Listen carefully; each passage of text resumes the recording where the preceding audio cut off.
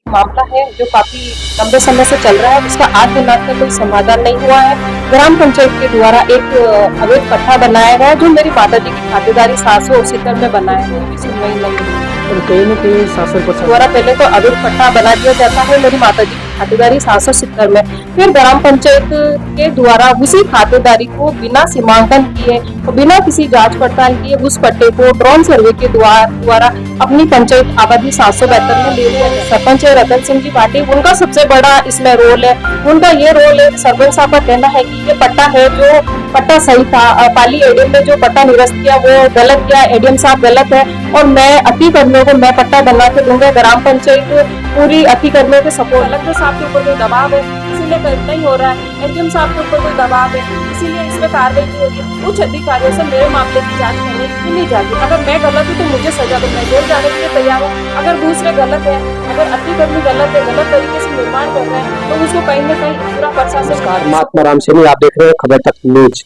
आज आपको एक ऐसी सामाजिक कार्यकर्ता से मिलवाने जा रहे हैं जो पिछले 15 वर्षों से बेटियों की आवाज बन के उभरी है, महिलाओं के उत्पीड़न में उनका सहारा बनी है। लेकिन यही बेटी आज खुद किसी सहारे की इनको जरूरत है। आज शासन प्रशासन के खिलाफ, जैसा कि उन्होंने बताया है, आज हम रूबरू कराएंगे किस तरीके से शासन प्रशासन द्वारा प्रताड़ित है, पूरा मामला क्या है वो भी आइए जानेंगे इनसे। नमस्कार मैम। नमस्ते सर, मेरा नाम शीतल कुमारी है, मैं ग्राम पंचायत सैनड़ा से हूँ। मेरा एक ग्राम पंचायत में एक मामला है जो काफी लंबे समय से चल रहा है। उसका आज दिनांक तक कोई समाधान नहीं हुआ है। ग्राम पंचायत के द्वारा एक अवैध पट्टा बनाया गया जो मेरी माताजी की खातेदारी 770 में बनाया गया। उस पट्टे को मेरे द्वारा पाली में निगरानी लगाई गई, वो निगरानी स्वीकार करके उस पट्टे को निरस्त कर दिया गया। उस पट्टे कब्जे प्राप्ति को लेकर मेरे द्वारा जैसे कि ग्राम पंचायत उपखंड कार्यालय और जिला स्तर पर मेरे को कब्जा प्राप्ति के लिए मैंने अपील भी की थी, कई बार मैंने डॉक्यूमेंट भी किए थे, परंतु मेरी आज दिनांक तक मेरी कोई भी सुनवाई नहीं हुई है। मैडम, कहीं न कहीं शासन प्रशासन से आप, मैं जैसा देख रहा हूँ आपके पास में इतना बोझ है, तो क्या अधिकारी इस मामले में कोई कार्रवाई करते हैं या नहीं करते? सर, मैं ये कहना चाहूंगी कि ग्राम पंचायत के द्वारा पहले तो अवैध पट्टा बना दिया जाता है मेरी माताजी की खातेदारी 770 में, फिर ग्राम पंचायत के द्वारा उसी खातेदारी को बिना सीमांकन किए और बिना किसी जांच पड़ताल किए उस पट्टे को ड्रोन सर्वे के द्वारा अपनी पंचायत आबादी 772 में ले लिया जाता है। जब हमारे द्वारा लिखित में राजस्थान पोर्टल पे और कई मतलब हम पूछते हैं तो ग्राम पंचायत कहती है कि हमने 772 का आज दिनांक तक हमने सीमांकन नहीं करवाया। मेरे द्वारा उस कब्जा प्राप्ति को लेकर काफी कुछ प्रयास भी किए गए, परंतु आज दिनांक तक कब्जा प्राप्ति नहीं हुआ हम लोगों को।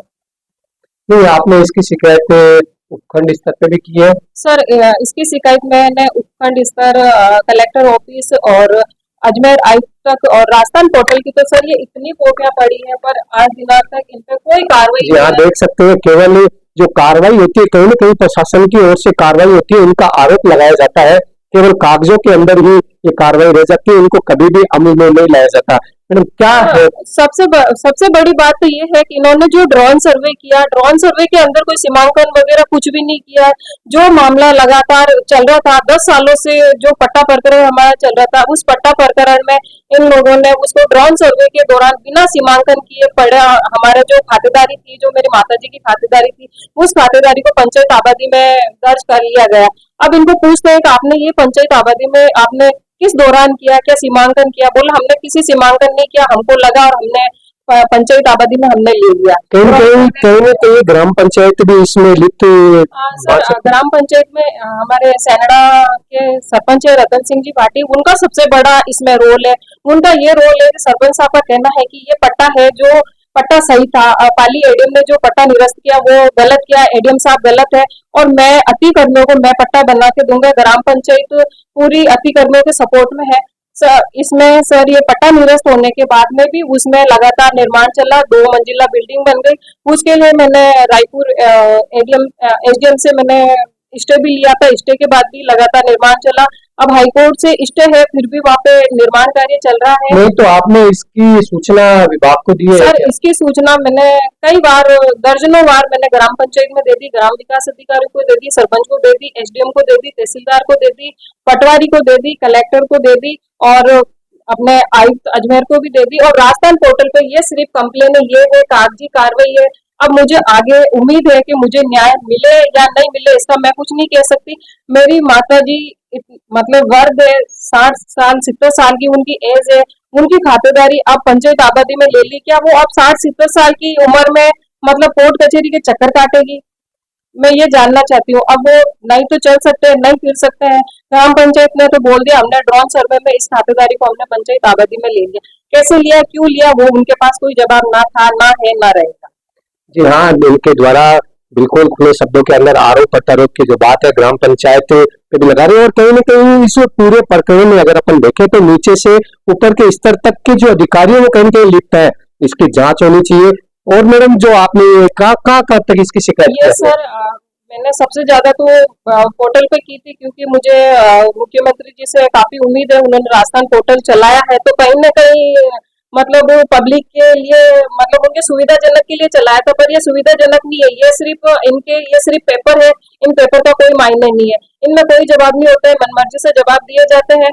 और मेरे द्वारा कम से कम 50 से 60 एप्लीकेशन है मेरे पास। में कलेक्टर की पड़ी है, मैं कलेक्टर के सामने भी पेश हो चुकी हूँ, पर आज दिनांक तक उस पर कोई कार्रवाई नहीं होती। 60 एप्लीकेशन में अगर एक भी एप्लीकेशन पे कार्रवाई होती ना, तो मुझे कहीं न्याय का रास्ता नजर आता। नहीं, सीएम हेल्पलाइन नंबर पे भी आपने क्या कभी इसकी कंप्लेन की है? सर सैकड़ों बार की, ये सब सीएम वाली है सर। जी हाँ, आप देख सकते हैं कि उन कागजों के अंदर यहाँ तक कि इतना बड़ा आरोप लग रहा है। एक ये प्रदेश के प्रदेश पोर्टल की ही है सर। ये प्रदेश के प्रदेश के मुखिया है, उनके पोर्टल पे शिकायत की जाती है, उसके बाद में भी कोई कार्रवाई नहीं हो रही, और जो जगह है उस पर निरंतर कार्य हो रहा है। जैसा कि बताया गया है 2 मंजिला इमारत वहाँ पे खड़ी हो चुकी है। निरस्त पट्टे पे बनी है सर। 2/97-98 पट्टे की संख्या है, उस पे लगातार काम चल रहा है। 2 मंजिला मतलब बिल्डिंग वहाँ पे बन चुकी है, और वो भी ग्राम सेवक ग्राम विकास अधिकारी की निगरानी में वो बनी है। अभी आप आगे की क्या कार्रवाई क्या क्या सर मेरी आगे की कार्रवाई ये है कि अगर मेरे को न्याय नहीं मिला तो मेरा कलेक्टर ऑफिस के सामने मेरा धरना प्रदर्शन रहेगा और अनिश्चितकाल रहेगा। जी हाँ, देखिए सर मैं ये भी कहना चाहूंगी, अगर मुझे न्याय नहीं मिला तो मैं मेरे पूरे परिवार के साथ इस मामले को लेकर कलेक्टर ऑफिस के सामने पूरा परिवार वही सुसाइड करेगा। जी हाँ, देखिए एक बहुत बड़ी बात इन्होंने कही।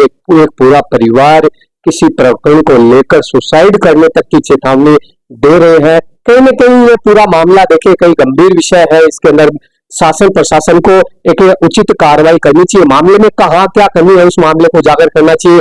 किसी न किसी कारण से जो प्रार्थी है उनको भी संतुष्ट करे, या फिर कार्रवाई उचित कार्रवाई होनी क्या चाहिए कि स्टे के बाद में भी जो बेखौफ तरीके से वहां पे एक बड़ी बिल्डिंग का निर्माण वहां पे किया जा रहा है।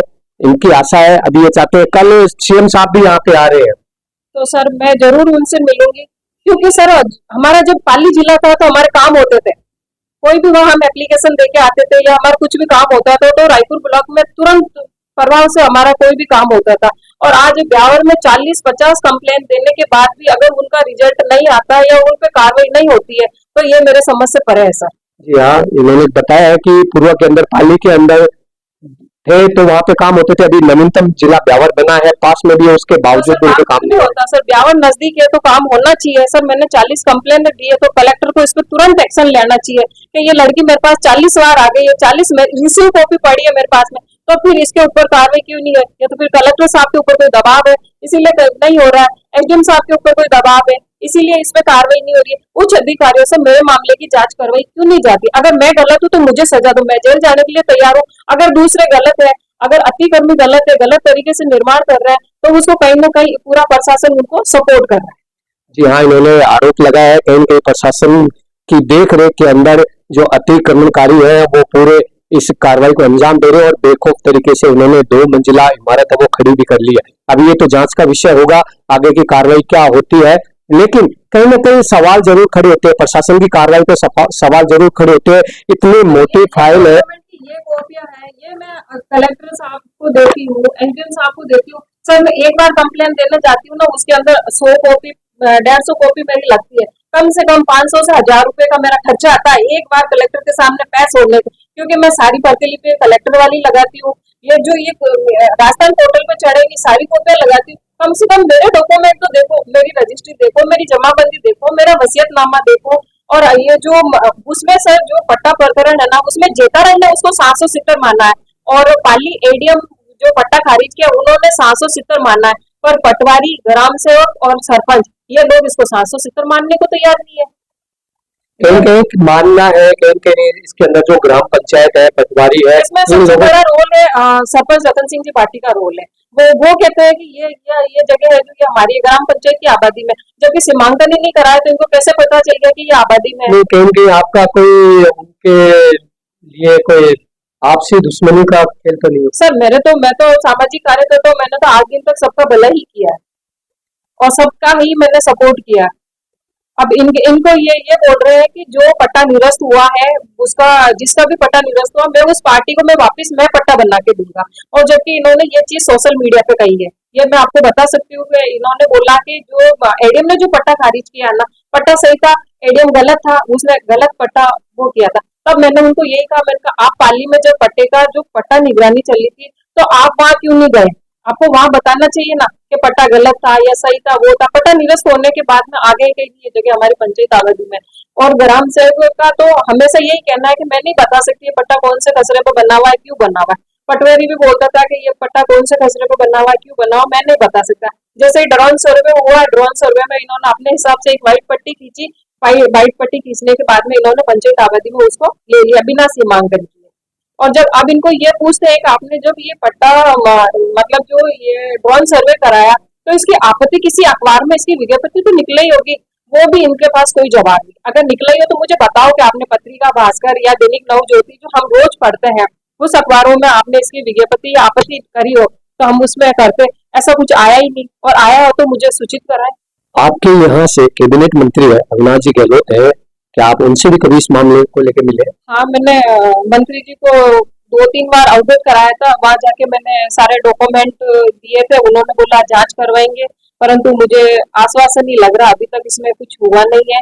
आगे भी मेरा ये प्रतिलिपि देने का और न्याय के लिए अभी जैसे कि सेकंड गुरुवार को ब्लॉक स्तर पर जन सुनवाई होती है, मैं वहां पे भी जाऊंगी और वहां जाके उपखंड अधिकारी है और तहसीलदार से मिलूंगी और इस कार्य में वापस उनसे न्याय की उम्मीद के साथ वहां जाऊंगी। अगर वहां पे नहीं हुआ तो अभी रात्रि चौपाल है 17 तारीख को सेनेडा में, तो मैं रात्रि चौपाल में जाऊंगी, कलेक्टर साहब से मिलूंगी। अगर वहां पे भी नहीं होता है तो फिर वापस थर्ड गुरुवार को कलेक्टर ऑफिस में जन सुनवाई होती है, मैं वहां पे भी जाऊंगी। न्याय के लिए मैं लगातार जारी रहेगा मेरा प्रयास। जी हाँ, इनका प्रयास है मरते दम तक ये न्याय के लिए अपने प्रयास जारी रखें। मुझे मेरी माता जी को दिलाना, ये खातेदारी मेरी माता जी की है, उस जगह पर मेरी माता का हक है, वो खातेदारी 770 मेरी माता जी की है, मेरी माता जी की ही रहेगी।